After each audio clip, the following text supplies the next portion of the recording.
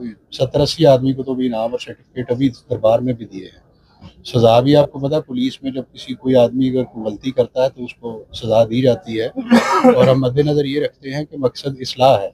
सज़ा और जज़ा दोनों का मकसद यही है कि पुलिस अपनी अच्छा काम करे, कारकर्दगी बेहतर करे, ताकि लोगों के जो मसाइल हैं उनको अच्छी तरह से हल कर सकें। जो गाड़ियों की बात है उसके ऊपर इस वक्त पूरी तेज़ी से काम, जैसे मैंने पहले कहा, वो जारी है।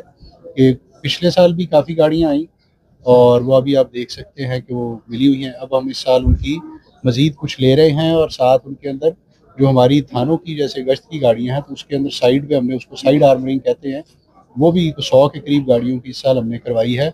और वो इसलिए है कि वो बुलेट प्रूफिंग टाइप एक हो जाती है कि जो पीछे हमारी नफरी बैठी है उनकी हिफाजत हो सके, और अगर कोई ऐसा फायर आता है वो आता है तो उनको नुकसान ना पहुँचे। तो ये साथ साथ प्रोसेस है जो चल रहा है।